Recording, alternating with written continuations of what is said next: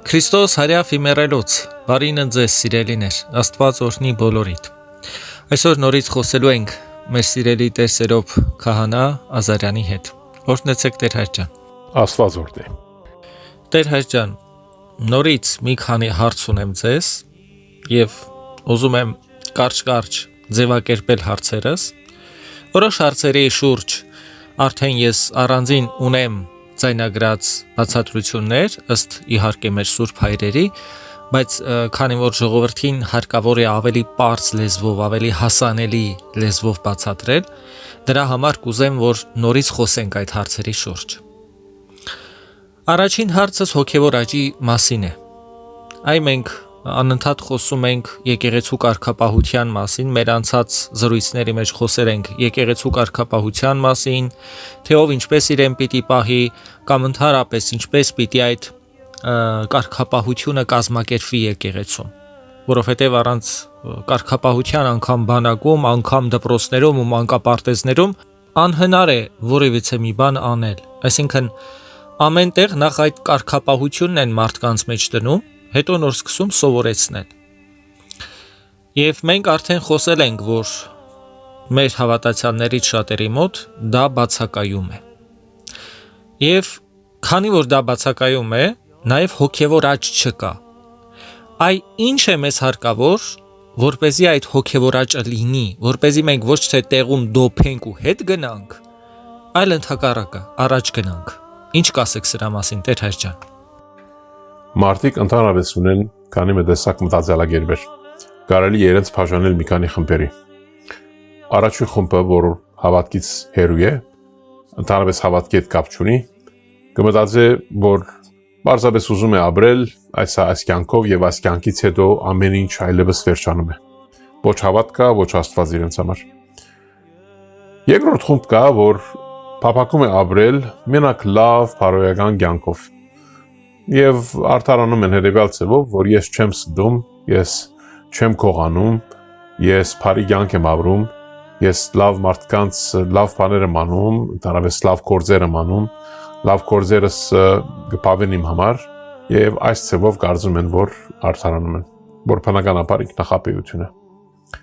Ուրիշներ կան, որոնք ուզում են ապրել որպես քրիստոնյա, բայց առանց ապրելու Քրիստոսի հետ։ Այսինքն քրիստոնյային, բայց առանց Քրիստոսի։ Անվանական քրիստոնյաներ, որոնք ընդհանրապես կարտարանան հետևյալ բառերով, մենք շատ խորունկին չենք հետևիր։ Այս բոլորը գրնալը ինձ համար գիրառելի չէ։ Ես ընդհանրապես շատ մեջը չեմ մտներ, այսպես կսեն մեր մոտ, կամ ընդհանրապես շատեր, որոնք եկեղեցի մոտիկ չեն, բայց քրիստոնյա անունը գրեն։ Կան ուրիշ խումբ մարդիկ, որոնք եկեղեցի կգնան, եկեղեցու բادرակի կմասնակցին, հավատքի փափակին հետևել, փափակին ունենալ ամեն գիտություն եւ հոգեվոր կյանք, բայց միևնույն ժամանակ ճունին գաթե ավելի ուտելու ունակություն։ Մենակ կատ ուտեն եւ չեն մտածել այլևս գարձր ուտելիք ունենալու մասին։ Խոսքը հոգեվոր ուտելիքի մասին է իհարկե։ Եթե գարձր ուտելիք ուզենանք ուտել, բնականաբար կփափակենք սովորել եւ մեծանալ հոգեվորապես աճել։ Հոգեվոր աճն է, որ չկա մեր մեջ։ Որովհետեւ հոգեվոր աճի համար բավականին տարբեր աստակներ են պետք։ Նախ պետք է հողը, պետք է ցանքը, պետք է ջուրը, արևը եւ մթնոլորտը։ Այս բոլորը պետք է աստեն, որովհետեւ մարդը սկսի ունենալ այդ աճը։ Մենք ընդհանրապես չունենք, որովհետև մեկը կամ մյուս էլեմենտները բաղասում են։ Եվ այդ բաղասելու պատճառով մարդիկ ընդհանրապես այդ հոգևոր աճը չունեն։ Հոգևոր աճն է, որ մարդու կբարձրացնի Քրիստոսի հասակին։ Եվ ցավոք այս աշխարհի մեջ շատ քիչեր են, որոնք կփորձեն գտնել այդ նեղ ճանապարհը, եւ աշխարհը չի աստում իրենց վրա, այլ իրենք են աստում աշխարհի վրա։ Եվ մեկ բան էլ կարևոր է իմանալ, որ հոգևոր աճը ընդհանրապես միայնակ սովորույթ կամ միայնակ խաղապարախոսություն կամ կյանք չէ։ Հոգևոր աճ կնշանակի հավաքական աճ։ Եկեղեցին հավաքական կյանք է, հավաքականություն է։ Եկեղեցին երբեք չի եղած որպես խումբը մարդիկ իրարքով գալով, որբեսի ամեն մարդ ինքը իր կյանքով մոդենա եւ գաբի մեջ մտնե Քրիստոսի հետ։ Ընդհակառակը քրիստոնեությունը հավաքական կյանք է, հավաքական օրգանիզմ է։ Այսինքն այդ հավաքականությունը, եթե այնտեղ եղավ, որտեղ Քրիստոսի աճ գա, այդ եկեղեցին աճող եկեղեցի է։ Իսկ եթե եղավ եկեղեցիմը, որտեղ ընդհանրապես մթնոլորտը չկա, կամ արևի լույսը չի ծագում, հոգևոր իմաստով անշուշտ այս բոլորը, կամ օրինակ ջուրը դվողը չկա, կամ հողը ընդունակ չէ, որովհետեւ աճ տեղի ունենա, կամ ցանքը ինքը վատն է, կամ դեղի չի ունենար, կամ մարդիկ ընդհանրապես հետամուտ չեն այդ ամբողջ ցանկին հոգտանելու, այդ բարակայում այդտեղ աճ տեղի չի ունենար եւ մարդիկ կմնան լճացած վիճակի մեջ, որ գարաշնորթի դեպի մահ, տանատոս ունարեն բարը։ Հայտնության գիրքը իր էջերու ամբողջ զալկերում մեջ բայկարի մասին է։ Բայկար չարին թեմ, բայկար չար զորությունների թեմ, բայկար չար իշխանությանց թեմ։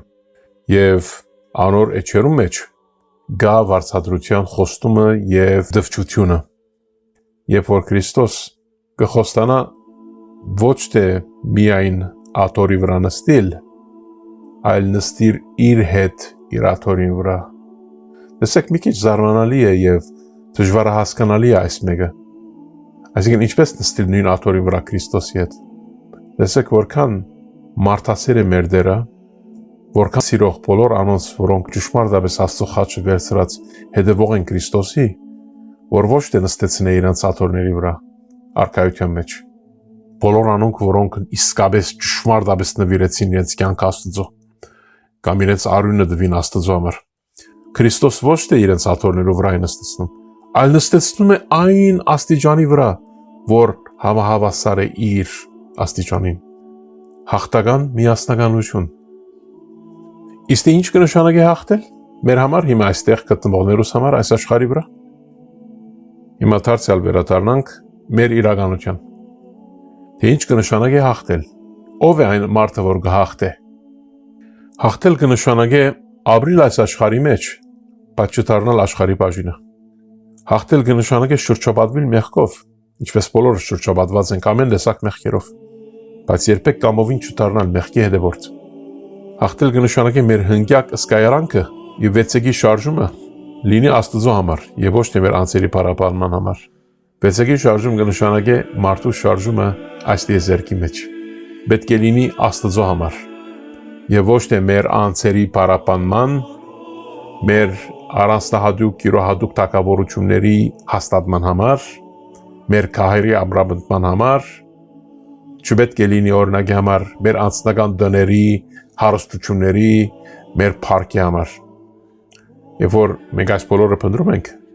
արդեն Աստծո դեղ չենք թողում։ Ինչպես շատ անգամ ասած եմ, եթե դուք ձեր սրտերի վրա թակավոր կանգնած եք ձեր անձը, արդեն Աստծո դեղ չեք թողնելու այնտեղ։ Իսկ եթե Աստծո դեղ եք թողել, արդեն Աստված ինքը կբարձրացնի ձեզ միջև այն աստիճանին, որ համահավասար կզգաք հավարյա, որ կարծեք նստել եք իր հետ իր աթորին վրա։ Երևակայեք, որքան մեծ բարգև է դա, որքան մեծ։ Իսկ այն անձինք, որոնք Աստծո գործը անդեսման համար իրենց անձերը կփարապանեն, բնական է, որ ոչ պայքարող են եւ ոչ էլ պիտի հաղթեն։ Մեջբերեցիք Սուրբ Գրիգոր Աստվածապանի խոսքը անցած անգամ։ Իսկ ես ուրիշ խոսք մեջբերեմ իր մեջ, որ շատ գեղեցիկ է։ Սուրբ Գրիգոր գսե ծուգը չի կարող լողալ առանց ջուրի։ Դրջունը չի կարող դրջել առանց օդի։ Իսկ քրիստոնյան չի կարող ոչ մի քայլ առնել առանց Քրիստոսի։ Քրիստոնյան կարծում է, եթե որ առանց Քրիստոսի կարող է ապրել, չարաչար սխալվում է։ Քրիստոնյան առանց Քրիստոսի մեկ քայլ անգամ չի կարող առնել։ Եթե չկա Քրիստոս, ուրեմն չկա քրիստոնեություն։ Շատ շնորհակալություն պատասխանի համար, Տեր ջան, եւ երկրորդ հարցը, որ կուզեմ խոսենք, դա եկեղեցում ծնկի գալու հարցն է։ Ես ձայնագրել եմ Երանելի Վարդանագեկցու քարոզը, որտեղ նա բացատրում է, որ Կիրակի օրերին չի կարելի ծնկի գալ երկրպագություն անել ծնկի իջած, որովհետև ասում է, որ տերունական օր է, հարության օր է եւ գալիք դարի այդ 8-րդ դարը, որը հավիտենական պիտի լինի եւ այլևս կիրակին չպիտի փոխվի, այլ հավերժական տերունական օր պիտի լինի, մենք այդ օրը պիտի ոտքի կանգնած լինենք։ Նաեւ խորհրդանշում է, որ մենք մեղքերից ենք ոտքի կանգնում եւ հայրերը, մանավանդ Սուրբ Բարսեղ Կեսարացին իր կանոնների մեջ գրում է, որ մենք պիտի այդ օրը ոտքի կանգնած անցկացնենք եւ Նիկիայի տիեզերական ժողովն էլ այդպես է որոշել, որ Կիրակի օրը, որպես տերունական օր, քրիստոնյաները պիտի ոտքի կանգնած լինեն։ Բայց ցավոք սրտի մեր հավատացյալներից շատերը ոչ միայն չգիտեին դա Տեր Հայր ջան,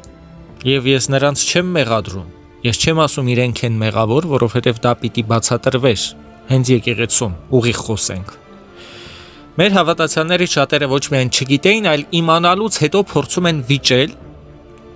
չհասկանալով, որ ոչ թե ես ինձանից եմ դա հորինել, ոչ թե ես ինքնահնար բաներ եմ խոսել, այլ ուսումնասիրել եմ, կարդացել եմ, ձայնագրել եմ եւ մեջբերումներ եմ արել։ Դրանից հետո նաև խոսեցի մեր ծայրագույն վարդապետներից մեկի հետ, ձեզ հետ քննարկեցինք այդ հարցը եւ դուք ասացիք, որ նրբություններ կան նաև, որոնց մասին կուզեք խոսել, եւ այսօր այդ հնարավորությունը ունենք, Փառք Աստծուն։ Կուզեմ, որ մեր ժողովրդին բացատրեք Տեր Հայր ջան, որ այնինչ մենք խոսում ենք եւ ասում ենք, ոչ թե մենք հորինում ենք, ոչ թե մեր կարծիքն ենք ասում, այլ դրանք հաստատված կանոններ են, որոնք պիտի եկեղեցում լինեն, որոնք հիմա ցավոք սրտի արհամարված են։ Առաջ օրինակ միշտ պատարակներ են, չէ՞ եղել շաբաթվա օրերին եւ մարդիկ կարող էին այդ օրերը ծնկի գալ, այսինքն պատարակի ընթացքում։ Բայց այդ 6 օրերի ընթացքում, երբ որ մարդիկ ծնրադրում էին, երկրպագություն էին անում, գալով ծնկի, Կիրակի օրը որպես մեղքերից ոտքի կանգնելու խորհրդով միշտ կանգնած էին մնում։ Ես այդպես կարդացի, նաև մեր վարդապետներն են այդպես բացատրում, բայց մեր ժողովուրդը չի ուզում լսել Տեր Հայր։ Որքան փորձում ես բացատրել, իրենք մտածում են, որ եթե իրենք դա չգիտեն, ուրեմն դա սխալ է, եւ անգամ երբ որ մեջ ես բերում տիեզերական ժողովը, պիտի 10 անգամ շեշտես, որ Սուրբ Հայրերն են դա որոշել, որպեսզի մարդիկ հասկանան։ Խնդրում եմ, սրա մասին էլ խոսեք։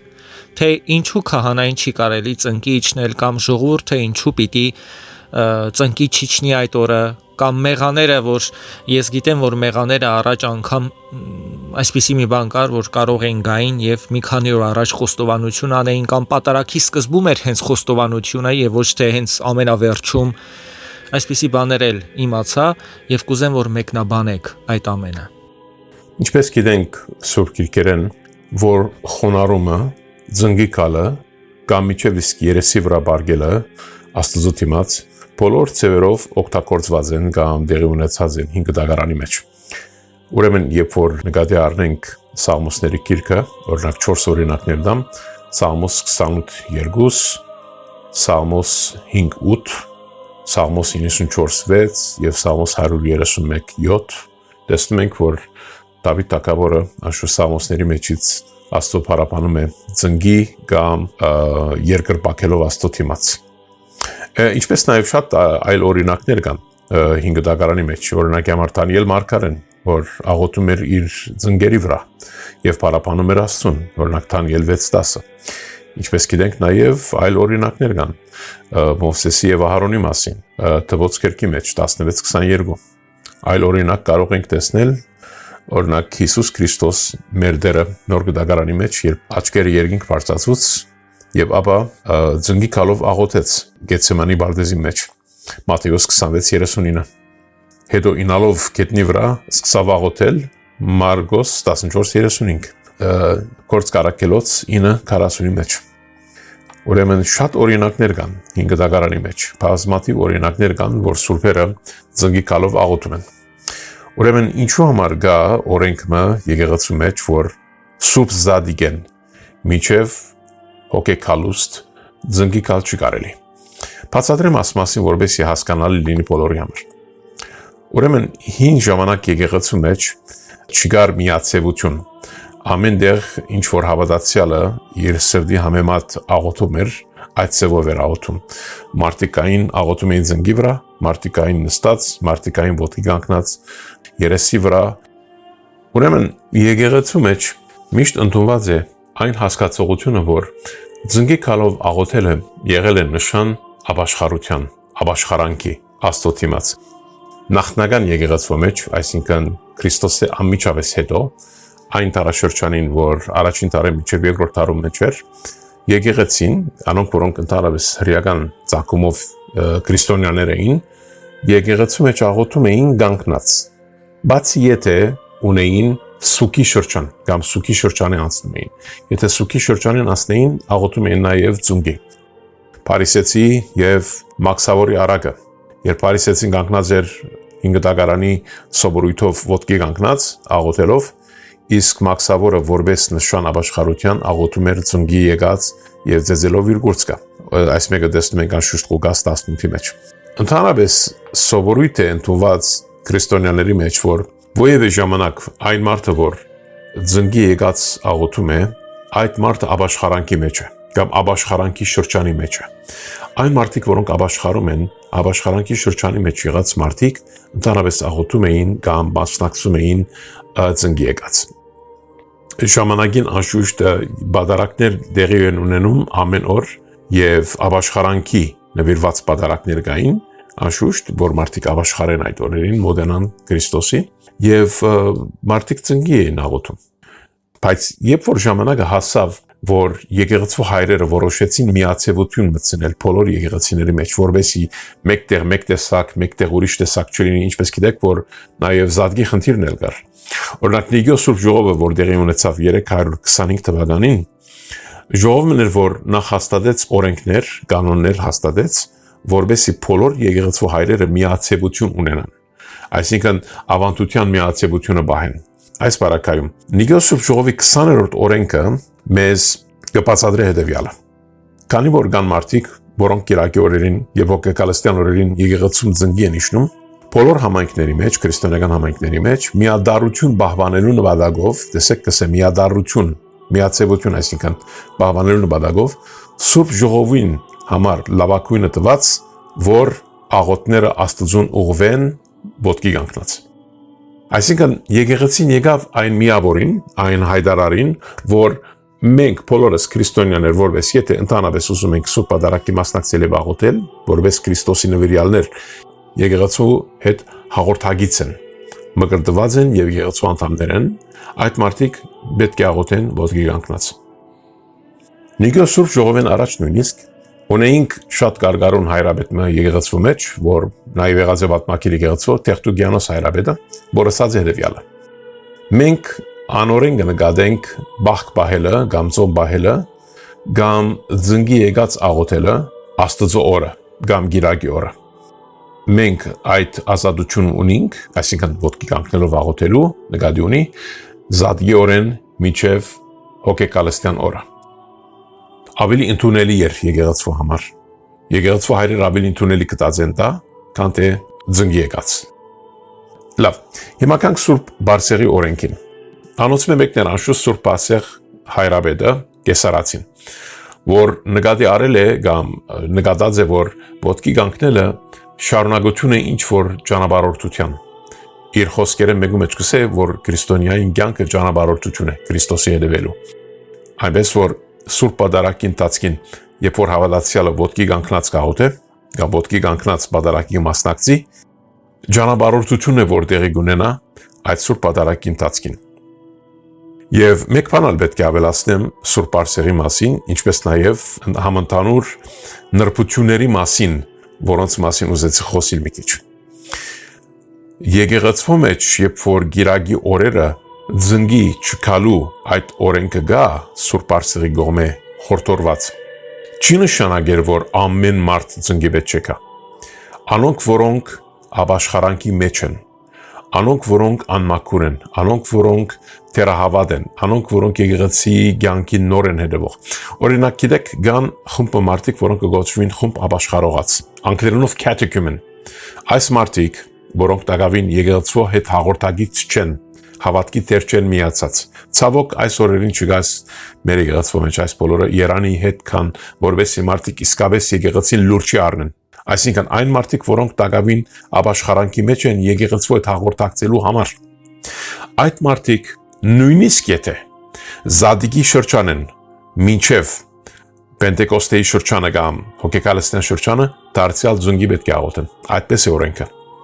Որովհետև նաև այս օրենքը գրված է վանական շրջաներու համար։ Չմոռանանք, որ Սուրբ Ասեղ Հայրաբեդը լինելով մեծ հայրաբեդ վանական շարժման սկզբնական շրջանին օրենքներ գրած է, մեծ օրենքներ եւ փոքր օրենքներ, այդ օրենքների մեջ դրած է, որ վանական հայրերը իրենք նաև իրենց ապաշխարանքի օրերին ամբողջ օրերը կանցնեն նաև զունգի վրա։ Սուրբ Ասեղ Հայրաբեդը նաև տված է մեզ շարք օրենքներ այն մարդոց մասին, որոնք մեղավորներ են, այսինքն լուրջ մեղքեր են կորզում, եւ անոնց համար բնականաբար դալիս է շատ մանրամասնություններ զունգի գալու մասին։ Այսինքն այս բոլոր բարականերում Սուրբ Ասեղ Հայրաբեդը իրենց համար նշանակած է զունգի գալու դարիներ, ոչ թե օրեր, այլ ամբողջական դարիներ, որպես ապաշխարանք։ Իսկ ինչի համար չի կարելի զունգի գալ Զադիգից մինչև Սուրբ Հարություն, որովհետև այս ժամանակաշրջանը գոչվում է ուրախ ժամանակաշրջանը։ Քրիստոսի հետ հարությունը ստացած եւ գերեզմանից դուրս եկած հավատացյալներու խումբն են, որոնք ոտքի կանգնած կաղոթեն։ Իսկ անշուշտ բնական է, որ քահանան իր պատարակի ամբողջ ընթացքին զնգի պետք չկա։ Այդ օրենքները, որի շատագեցի գտնվում են Սուրբ Ասեղի 217-րդ նամակի մեջ։ Մեր եկեղեցու մեջ ալ նրբությունը եւս կա, որ դեր ողորմյան է։ Դեր ողորմյան, ինչպես գիտեք, Սուրբ Պատարակի մաս չէր կազմում։ Մինչև 18-րդ դար, մինչև Սիմեոն Երևանցի Հայրաբեդը, Կաթողիկոս ամենայն հայոց, դա դարձուց Պատարակի անբաժանելի մեկ մասը։ Դեր ողորմյան ցևով մի եղավ լուծում այս բոլորին, որով մարդիկ կարող էին գալ եկեղեցի եւ զնգի վրա ապաշխարած այդ ռոբեին Աստծո առջև խոստովանելով իրենց մեղքերը եւ ապա հավաքական խոստովանություն տեղի կունենա մանավանդ այն եկեղեցիներում մեջ որ ընդհանրապես մեկ հոգեվորական կա, չկա 2-3 հոգեվորական, որ մե վերջ մարդիկ գալիս են եւ խոնարհաբար ընդունում են Սուրբ Հաղորդությունը։ Շատ բան կա մեր եկեղեցու մեջ, որ դարավին սորվելու կարիք կա։ Անշուշտ մեկ բան էլ պիտի ասեմ, որ եկեղեցին չունի երկաթյա օրենքներ, այսինքն չծրվող օրենքներ։ Եկեղեցին ունի սիրող օրենքներ։ Ինչ որ դրված է, թեկուզ լինի Նիգո Սուրբ Ժողովով, թեկուզ լինի Բարսեղ Հայրաբեդի հորթորը կամ օրենքը, եկեղեցին դալիս է դա իր հավատացյալներին սիրով եւ ոչ թե ստիպողաբար։ Ստիպողական բան չի եկեղեցու մեջ։ Եկեղեցին Աստծոդունն է։ Եվ եթե մարդ ապաշխարող է, ապաշխարության շրջանի մեջ է եւ փապակում է զնգի մնալ եւ չմոդենալ Սուրբ Հաղորդության, իր խիղճը եթե այդպես կթելադրի իրեն, մենք իրավունք պիտի չունենանք իրեն ասելու ոտքի ելիր։ Եվ եթե մարդ ոտքի է, իրեն պիտի իրավունք չունենանք ասելու զնգի եկուր։ Ամեն մարդ Աստծո առջև իր խղճով պետք է մոդենա, իր մաքրությամբ, բոլորս լինենք այդ խոնարհության մեջ, որովհետեւ եկեղեցի մտնելով ապաշխարության շրջանին, այդ շրջանին մեր մեջ տեղի ունենա այդ փոփոխությունը դեպի Աստված, եւ այդ փոփոխությամբ որ մտնենք եկեղեցի, Զադիգեն վերջն իհարկե, այնպես չլինի, որ Փարիսեցիներ դառնանք դարձյալ, հբարդությունը չմտնի մեր մեջ։ Որքան ժամանակ որ եկեղեցու օրենքները տրված են եկեղեցիներու միագամ լինելու մասին, եկեղեցիներու միացև լինելու մասին, եկեղեցիների մեկ մարմին, մեկ սիրտ, մեկ հոգի լինելու մասին ամենտեղ, որովհետեւ մարդիկ չսկային թե դարբեր եկեղեցու մեջ են ամենտեղ որ գնային, բայց մենք որպես հայ առաքելական Սուրբ եկեղեցի, որպես հավատարիմ հետևորդները Սուրբ հայրերին, անշուշտ գեղեցիկ կլինի եւ լավ կլինի, որ հետևենք մեր հայրերի օրենքներին, այնպես որ եթե մեր հայրերը մեզ ասում են, որ այս ժամանակաշրջանին չպետք է զնգի գալ, խնդիր չկա, պետք է հետևել այդ օրենքին։ Անշուշտ սիրով դարձյալ գշշտեմ եւ ոչ թե ստիպողաբար։ Եկեղեցիով մեջ ես անցամ որպես քահանա չեմ սիրում ստիպել բանը ովևէ մարդու։ Ստիպողությունը հարիր չէ եկեղեցուն, այլ եկեղեցին սիրոդունն է, գեղեցկությունն է Աստծո եւ Աստծո մոդեցնողն է մարդոց, որոնք մեղավոր են, որոնք գարիք ունեն մաքրելու իրենց հոգիները եւ ոչ թե իրենց վանելու եկեղեցին։ Շատ շնորհակալություն գեղեցիկ եւ սպառիչ պատասխանների համար Տեր Հեշ ջան։ Հուսով եմ, որ արդեն ավելի պարզ կլինի ամեն բան շատերի համար։ Ձեզ էլ սիրելիներ, պիտի խնդրեմ, որպեսզի տարածեք այս հոգեշահ զրույցը, որպեսզի շատ մարդ լսի, որպեսզի ի վերջո ձեր օգնությամբ շատերը սկսեն հասկանալ, որ եկեղեցին մեր տունն է եւ որքան մենք լուրջ վերաբերվենք մեր տան կարգ ու կանոնին, մեր տան ավանդույթներին, մեր տան այն ամեն ինչին, ինչ որ Աստված դրել է այդ տան մեջ, այնքան ավելի պիտի մոտենանք Աստծուն, որովհետև այդ ամենի հիմքը սերն է։ Եվս մեկ անգամ շնորհակալություն, սիրելի Տեր Հայր։ Ուզում եմ շնորհակալություն հայտնել այս առիթի համար դարձյալ եւ շնորհակալություն բոլոր այս գեղեցիկ հարցումներուն համար։ Հուսով եմ, որ դարձյալ ուրիշ հարցումներու հետ ուրիշ նյութեր ալգարձենք այս ուղղությամբ եւ մեր ժողովուրդը գլուսապանենք մեր սուրբ եկեղեցու մասին։ Շնորհակալություն ձեզ, սիրելի Հովհաննես, Աստված օրհնի ձեզ։ Փառք մեր Տիրոջը ամեն ինչի համար։ Քրիստոս հարյավ իմերելոց։